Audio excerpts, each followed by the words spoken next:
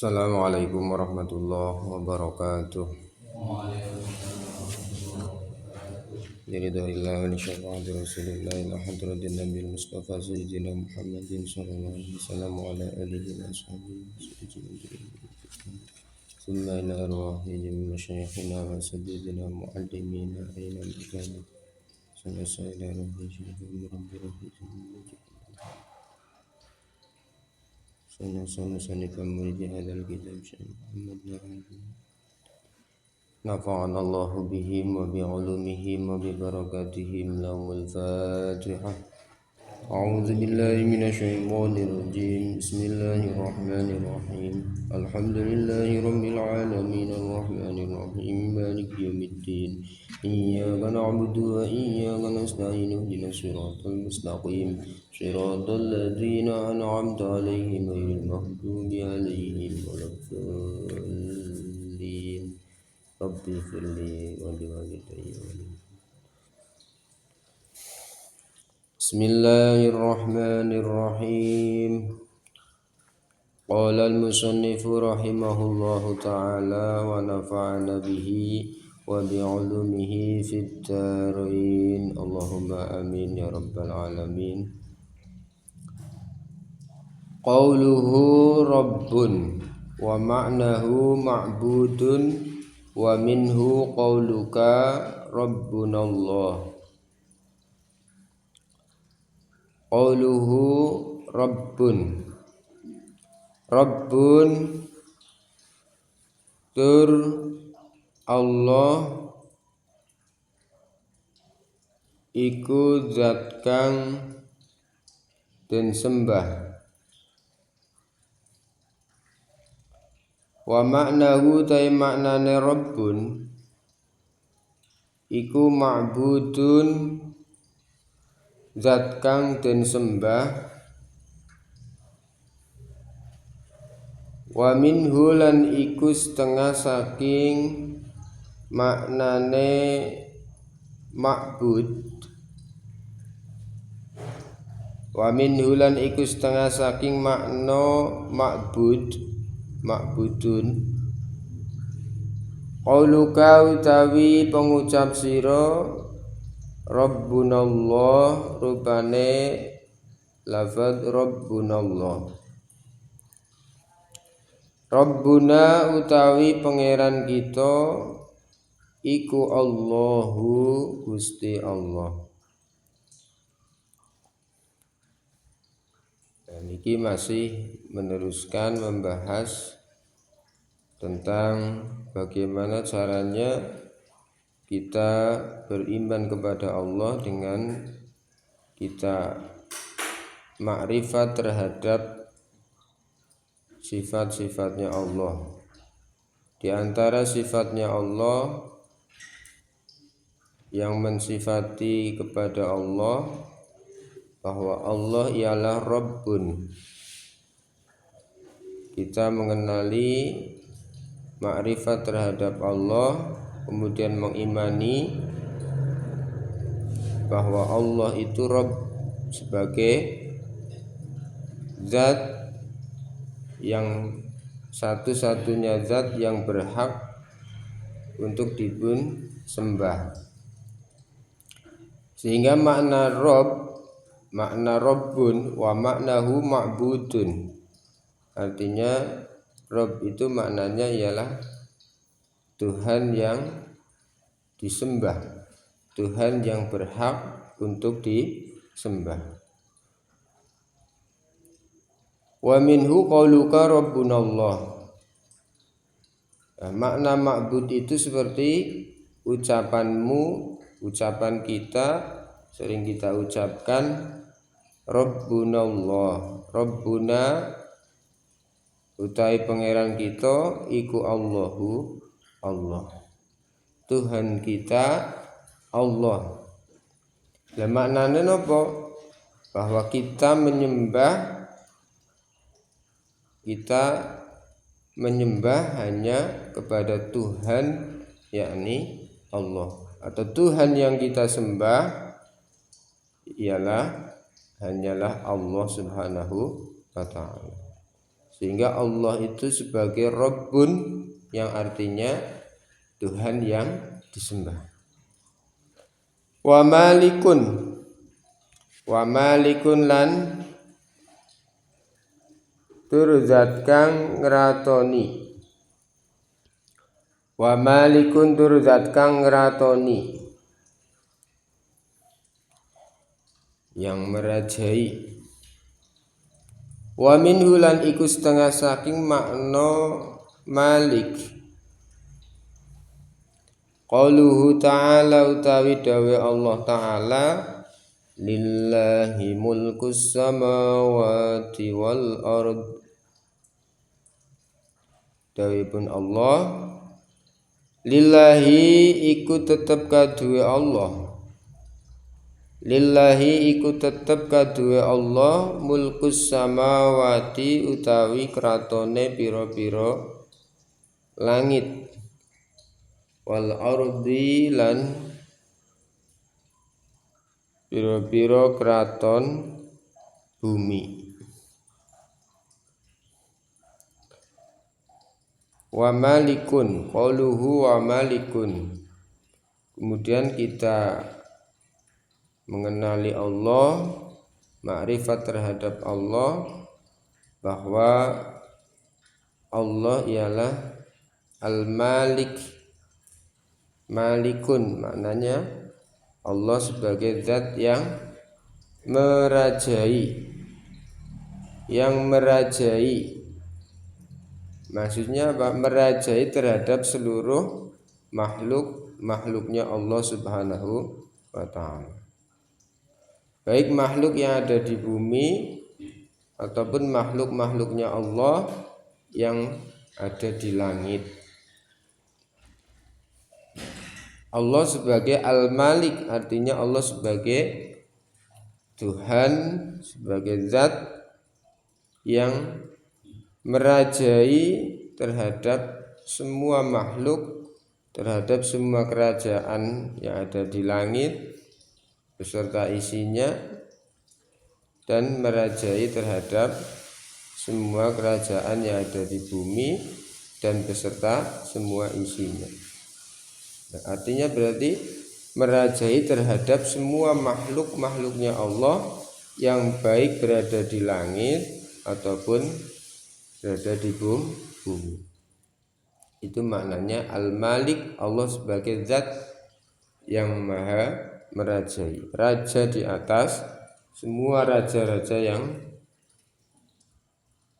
majazi, raja yang hakiki, raja yang sejati yang merajai terhadap semua makhluk ialah namun Allah Subhanahu wa ta'ala. Seperti firman-Nya, lillahi mulkus samawati wal ard, bahwa semua kerajaan yang ada di langit beserta isinya dan kerajaan yang ada di bumi beserta isinya semuanya ialah milik Allah Subhanahu wa ta'ala. Artinya dikuasai semuanya oleh Allah.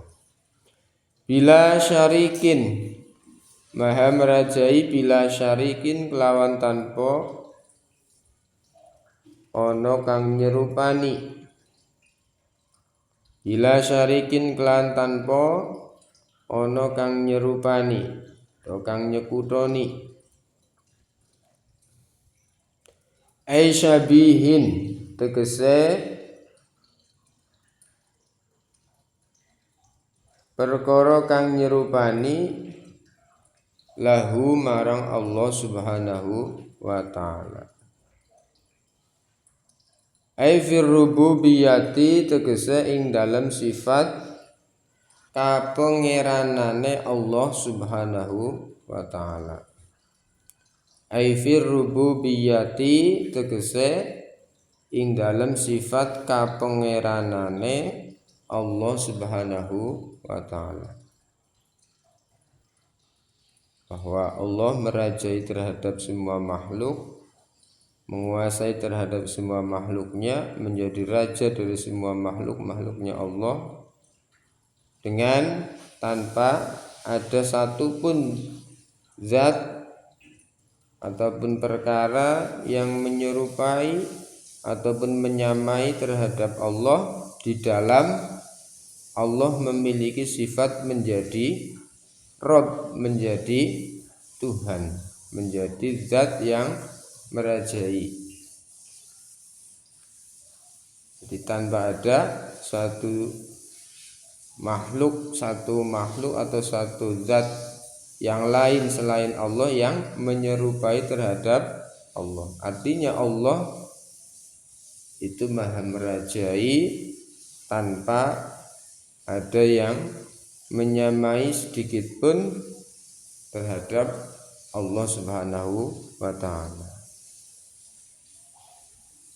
Tanpa ada zat satupun yang menyekutui ataupun menyamai terhadap sifat menjadi Tuhan, menjadi Raja, menjadi Rabb bagi semua makhluknya Allah Subhanahu wa ta'ala.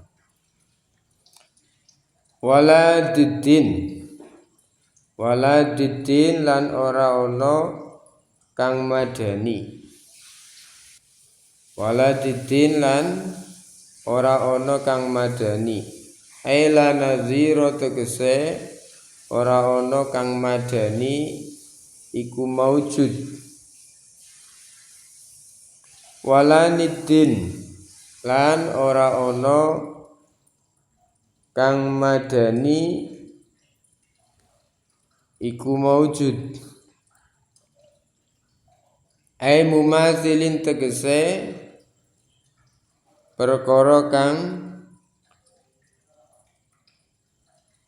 madani marang Allah Subhanahu wa ta'ala. Niki makna syabihin, makna nazir, kemudian makna mumathil niku hampir mirip, maknanya hampir sama.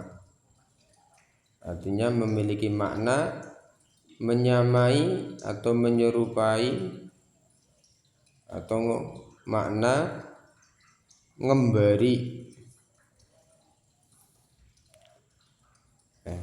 Kemudian perbedaannya di mana? Wal farqu baina syabihi wan nadhiri wal mumathil. Wal farqu tawi bedone. Wal farqu tawi bedone. Kemudian perbedaannya di mana? Antara makna syabih yang artinya ya menyerupai, makna nazir juga maknanya menyerupai, mumathil juga maknanya menyerupai. Perbedaannya di mana? Wal farqu tawi bedone baina syabihi dalam antarane makna syabih wan nazir lan makna nazir wal mumathil lan maknane lafadz mumathil iku annan nazira sak temene maknane lafadz an-nazir iku annan nazira sak temene maknane lafadz an-nazir. Kalau nazir itu maknanya apa? Iku ma perkara yusawi kang madani apa ma yusawi kang madani apa ma walau fi wajhin sanajan ing dalem sak wajah atau sak werna. Jadi kalau makna nazir itu maknanya ialah yusawi walau fi wajhin, menyerupai walaupun hanya dalam satu wajah atau satu macam penyerupaan. Nah, Allah Subhanahu wa ta'ala itu zat yang tidak ada satupun makhluk yang menyamai terhadap Allah Subhanahu wa ta'ala walau fi wajhin. Kalau makna nadir artinya apa? Berarti tidak ada satupun makhluk ataupun zat lain selain Allah yang menyamai terhadap Allah walaupun dalam satu wajah atau sedikit dalam perumpamaan itu pun tidak ada. Jadi sedikit pun tidak ada dalam makhluk yang menyerupai terhadap Allah Subhanahu wa ta'ala. Walaupun sedikit pun tidak ada.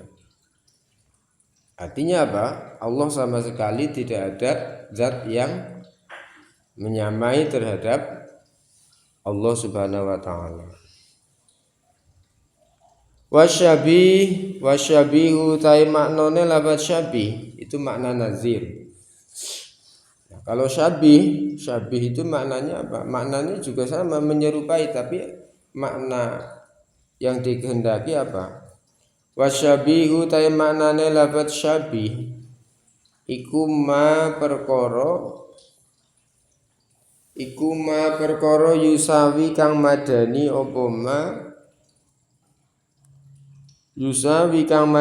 apa ma aksarul wujuhi kelawan luwih akeh bira-bira wajah. Aksarul wujuhi kelawan luwih akeh bira-bira wajah. Nah, kalau syabih itu maknanya ialah perkara yang menyerupai di dalam beberapa wajah atau di dalam beberapa kesamaan ataupun kemiripan. Wong sedikit pun saja tidak ada makhluk yang menyamai terhadap Allah. Apalagi syabih itu maknanya lebih banyak lagi yang menyerupai terhadap Allah. Maknanya syabih. Baik menyerupainya itu lebih dari satu wajah, 2 wajah, 3 wajah, atau macam-macam wajah kemiripan terhadap Allah, itu sama sekali pun tidak. Wong sedikit pun juga tidak, apalagi syabih. Nazir pun tidak, apalagi syabih. Nah, artinya tetap Allah itu la syarikalah, tidak ada zat lain selain Allah yang menyekutui, menyamai atau memper mirip pun tidak. Nah, itu syabih maknanya ialah menyamai, maksudnya zat yang menyamai terhadap Allah di dalam beberapa segi kesamaan, itu sangat tidak mungkin. Artinya tidak ada sedikit pun zat yang menyamai terhadap Allah Subhanahu wa ta'ala, baik dalam sedikit persamaan, dalam banyak persamaan, ataupun mumasil. Apalagi mumasil itu maknanya apa? Wal mumasilu tawi mumasil maknane lafaz mumasil. Wal mumasilu tawi maknane mumasil iku ma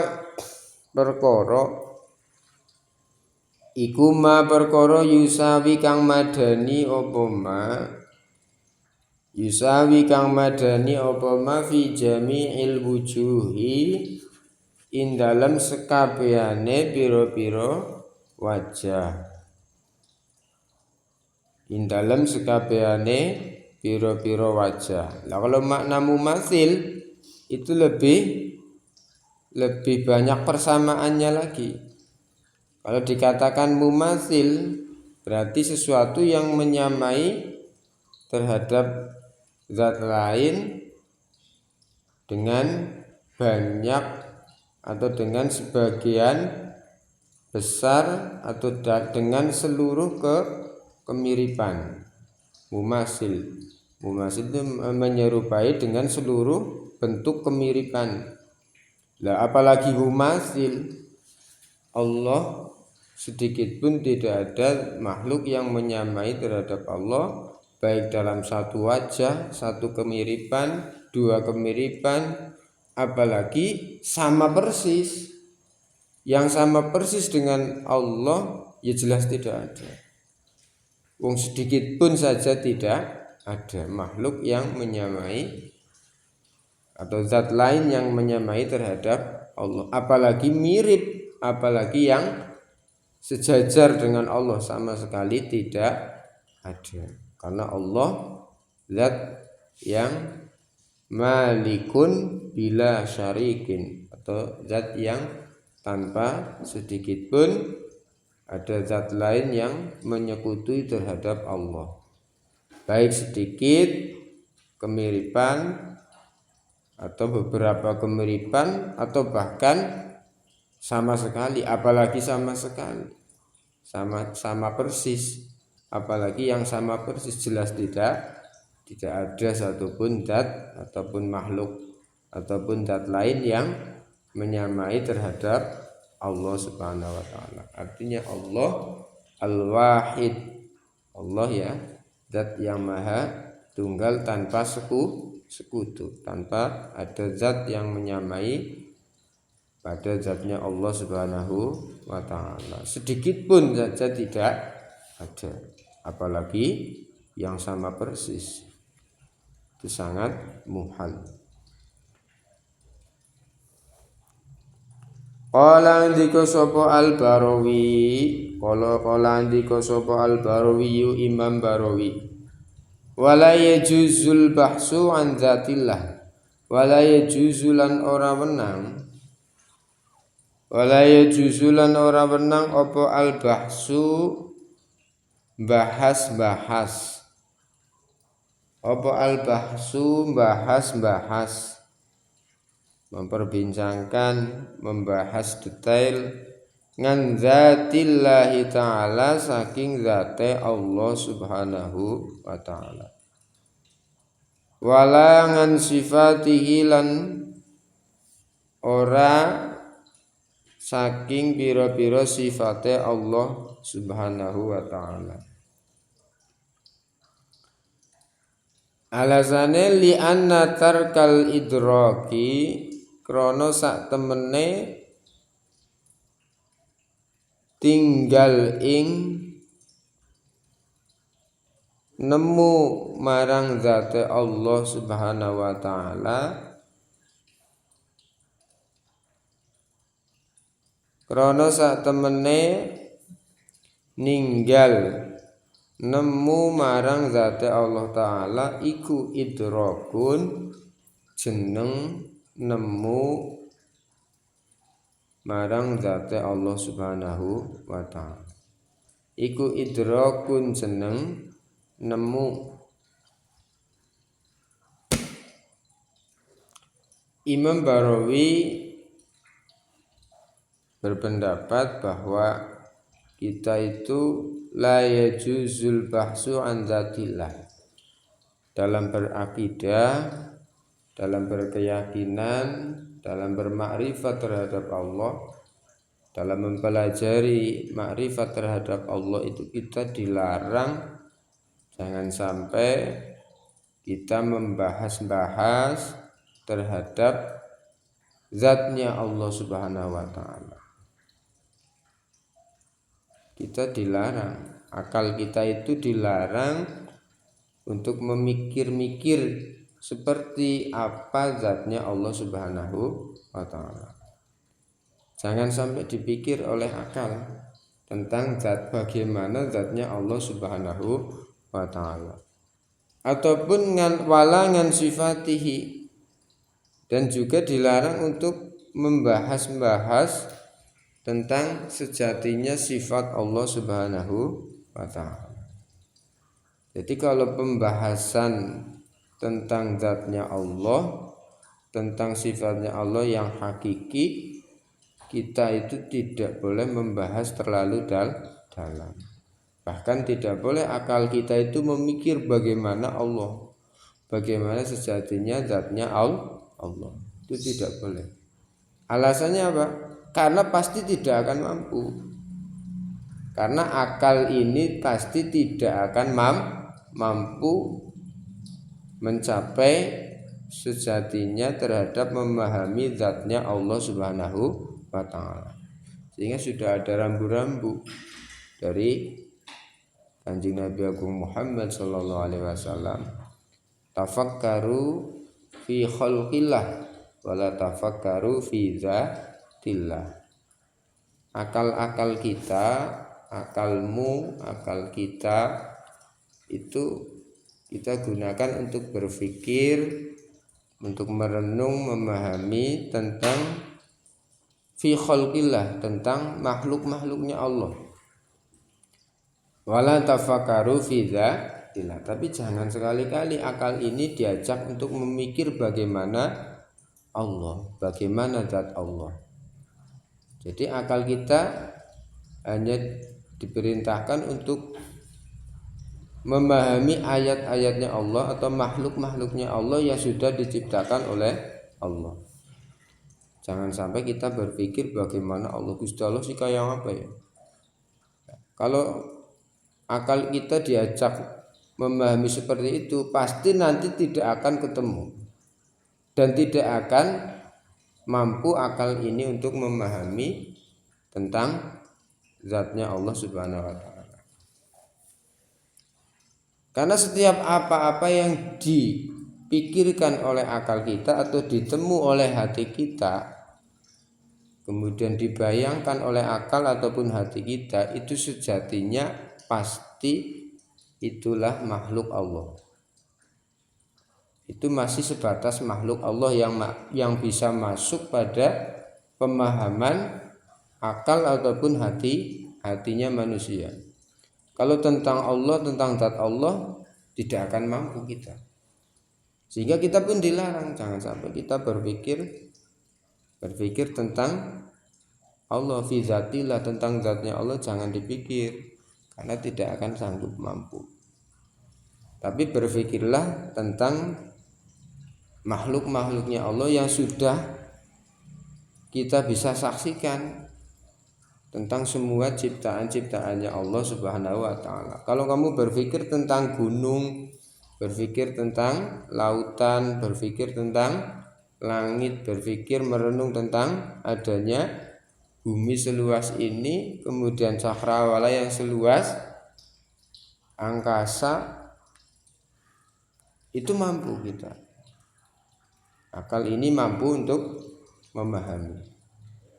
Oh iya, bagaimana ketakjuban terhadap ciptaan-ciptaannya Allah Subhanahu wa ta'ala, baik itu berupa ciptaan yang ada di bumi ataupun yang ada di langit. Tentunya dengan memikirkan, memahami, menyaksikan terhadap makhluk-makhluknya Allah yang nampak bisa kita saksikan, itu nanti akan menjadi petunjuk bagi kita memahami tentang adanya Allah Subhanahu wa ta'ala. Tapi jangan sekali-kali, ini Imam Barawi pun sudah memberi peringatan, jangan sekali-kali membahas akal kita itu diajak membahas bagaimana zat Allah sejatinya, tidak akan mampu. Bagaimana sifat Allah sejatinya pun tidak akan mampu. Hanya kita bisa sebatas memahami sifatnya Allah yang bisa dipahami dalam Allah itu sebagai zat yang merajai terhadap makhluk, kemudian mendengar terhadap semua makhluknya, maha melihat, maha mendengarkan terhadap semua makhluknya. Itu sifat-sifat yang sebatas itu yang bisa kita pahami. Tentang hakikinya, wallahu a'lam, Allah yang lebih tahu tentang sifat dan zatnya Allah sendiri. Makhluk tidak ada satupun yang tahu, karena memang ketika masih di dunia kita dihijab akal kita untuk bisa menyaksikan terhadap zatnya Allah Subhanahu wa ta'ala yang hakiki. Sehingga menjadi ungkapan bagi Imam Barawi, beliau mengatakan li'anna tarkal idrakun, sehingga ketika kamu tidak bisa menemui tidak bisa menemukan sejatinya Allah, sejatinya zat Allah itu justru nanti kamu akan ketemu. Ketika akal ini sudah tidak mampu, lah itulah nanti akal memahami bahwa oh ya, kita itu makhluk yang lemah. Akal itu lemah. Akal tidak mampu memahami terhadap zatnya Allah. Oh, berarti kita nanti akan mengetahui bahwa diri kita itu makhluk, diri kita itu lemah, tidak punya kemampuan di atas kemampuan yang sudah diberikan oleh Allah Subhanahu wa taala. Wal bahsu fi dzatillahi ta'ala isyrakun. Kemudian Imam Barawi kemudian menjelaskan juga wal bahsu tawi bahas-bahas. Wal bahsu tawi bahas, membincangkan, memikirkan fi dzatillahi ta'ala ing dalam dzat Allah taala iku isyrakun aran nyekutroake. Iku isyrakun aran nyekutroake. Wa kullu ma tawi sekabehane perkara. Wa kullu ma tawi sekabehane perkara khutira kang den krentek. Khutira kang den krentek. Apa ma bibalika ing dalem atira. Bibalika ing dalem atira min sifatil hawadisi saking pira-pira sifate perkara kang anyar, tegese makhluk, sifat-sifate makhluk.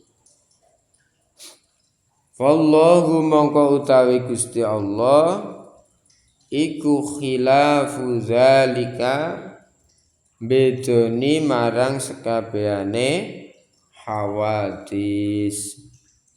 Iku khilafu dzalika bedoni marang mengkono-mengkono ma utawa sekabehane hawadis.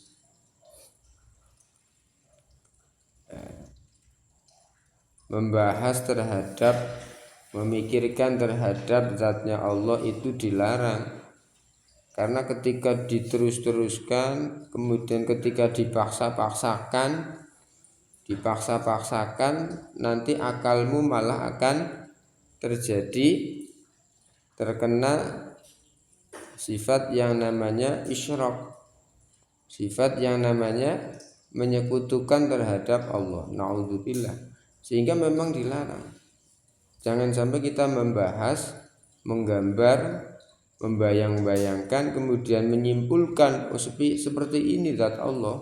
Itu jangan sampai akal ini menyimpulkan dengan penemuannya akal kita karena memikirkan terhadap zatnya Allah, kemudian menyimpulkan kalau Allah zatnya seperti ini. Jangan sampai.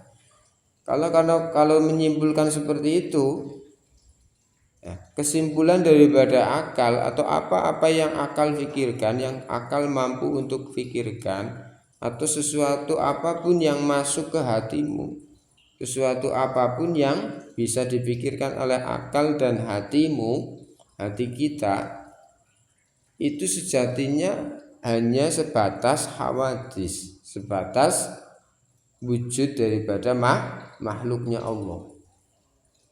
Jadi jangan dipikir, jangan digambar, jangan dibayangkan bagaimana Allah, zatnya Allah seperti apa. Jangan sampai.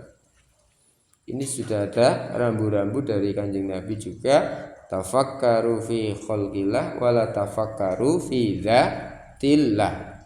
Berpikir tentang ciptaannya Allah boleh, bahkan diperintahkan supaya menguatkan keyakinan kita terhadap adanya zat Allah Subhanahu wa taala. Berpikir tentang adanya gunung, kok iya ya, ada gunung setinggi Gunung Slamet, ada gunung setinggi gunung-gunung yang lain, ada lautan yang seluas samudra.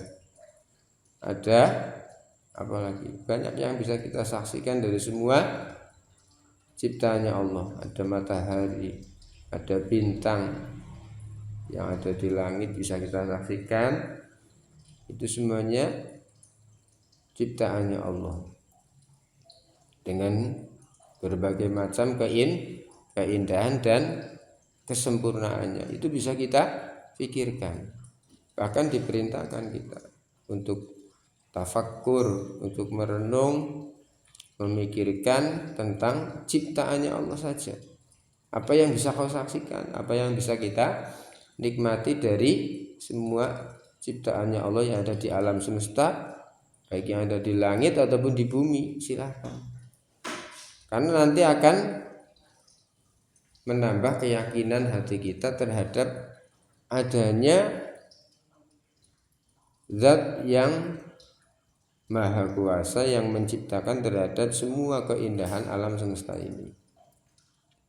Karena dalam akal kita kan, akalnya orang yang mukmin yang makrifat bidalil, dengan makrifat berdasarkan dalil, diantaranya dalil ialah dalil ayatnya Allah ialah ayat kauniyah.